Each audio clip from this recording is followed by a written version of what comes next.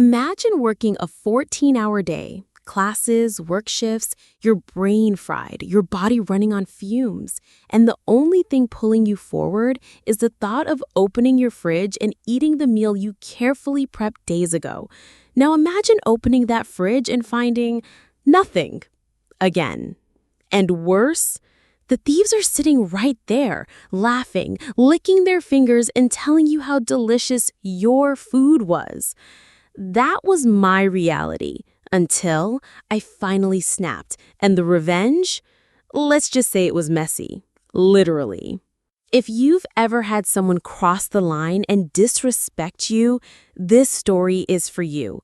Hit that like button, subscribe, and buckle up because this is one of the most disgustingly satisfying revenge stories you'll hear today. Back then, I was a full-time college student and also working full-time just to keep myself afloat. My life was a blur of lectures, late-night shifts, and collapsing into bed just in time to do it all again the next day. That also meant I didn't have the luxury of eating out or cooking every night.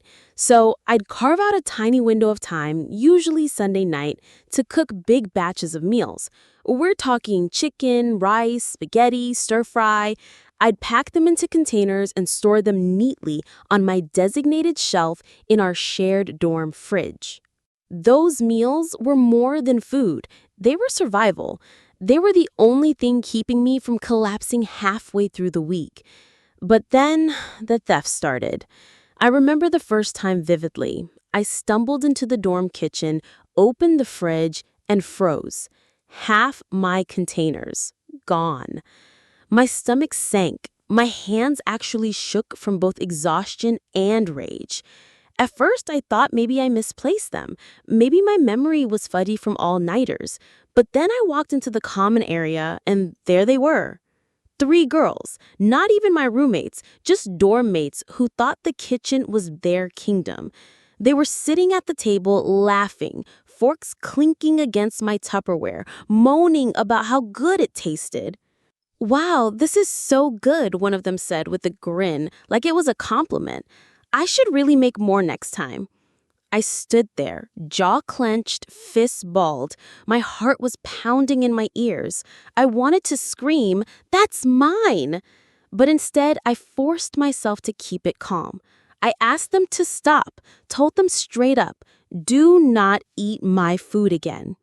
They smiled, nodded, fake apologies dripping with insincerity. But the very next day, gone again. This turned into a pattern of theft. 9 times out of 10, when I came home starving and desperate for food, my meals were missing. And worse, I'd usually find them mid-bite joking about how good it was. It wasn't just about the food. It was the disrespect, the utter lack of shame, the way they looked at me like I was the weird one for even asking them to stop. One night, after a particularly brutal double shift, I came home dreaming about the chicken stir-fry I had left waiting. I opened the fridge. Empty. My shelf looked like it had been raided by locusts. My body actually sagged against the fridge door. I could feel my throat tighten, that hot sting of tears you don't want anyone to see. I was tired of being hungry, tired of being walked on, tired of being invisible. And in that moment, something in me snapped. If asking nicely didn't work, then maybe it was time to get creative. The next weekend, I went home to visit my parents, and there in my mom's kitchen, I cooked. Not just any meal. I cooked a massive, mouth-watering pot of spaghetti. I mean the good stuff. Slow-simmered sauce, perfectly seasoned, pork sausage and lean beef browned and crumbled to perfection. Garlic, herbs, everything. I made enough to feed an army. Enough that there was no way they'd be able to resist because I knew the second I put it in the fridge, those vultures would descend. And then came the most important part of the plan, this story. See, my family has a weird running joke. Growing up, we'd sometimes call certain cuts of meat head cheese. Not the real kind, just a silly family thing. But most city kids don't know what head cheese even is. And when you explain it as pig brains, let's just say it doesn't sound appetizing. And that was the trap. After my long day of classes and work, I came back to the dorm, and sure enough, as I pushed the door open to the kitchen, I heard it. The clink of forks, the laughter, the satisfied sighs. I turned the corner, and there they were.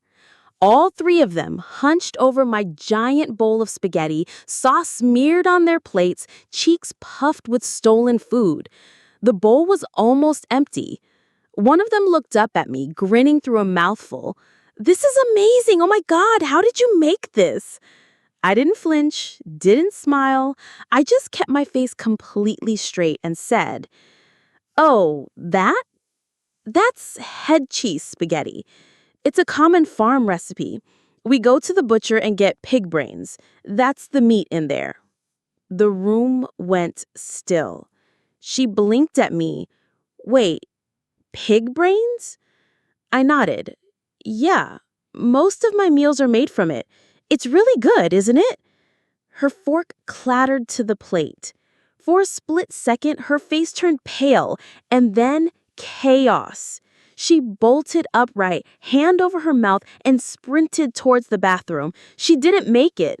The second she crossed the threshold, it was too late. Vomit sprayed across the carpet, the sink, the toilet. She didn't stop until the walls looked painted. The other two? They screamed, shoved their chairs back so fast they nearly toppled, and bolted out of the dorm, gagging as they went. I just stood there, calm, silent, watching the storm I had unleashed. When the chaos finally subsided, that massive bowl of spaghetti sat abandoned on the counter, nearly empty but untouched from then on. And from that day forward, nobody ever stole my food again. Not once.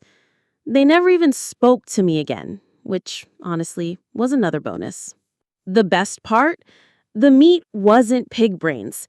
It was just pork sausage and beef, carefully browned to look a little suspicious. But they didn't need to know that. For the first time in months, I felt in control, respected, like the scales had finally tipped back in my favor. My food stayed untouched, my shelves sacred ground. And every time I opened that fridge door to see my containers exactly where I left them, I smiled. In the end, their arrogance was their downfall. They thought I was powerless, too tired, too nice to fight back. But all it took was one well-placed lie and a whole lot of imagination to bring their little food theft empire crashing down. They pooped, they panicked, they ran. And I finally got to eat in peace. Sometimes revenge doesn't need to be loud. Sometimes it just takes one clever move to remind people not to mess with you. Justice isn't always about payback. It's about balance. And in that dorm, balance had been restored. If this story made you smile or gag, hit that like button and tell me in the comments what's the pettiest but most satisfying revenge you've ever witnessed. And don't forget to subscribe for more stories that prove karma always finds its way back.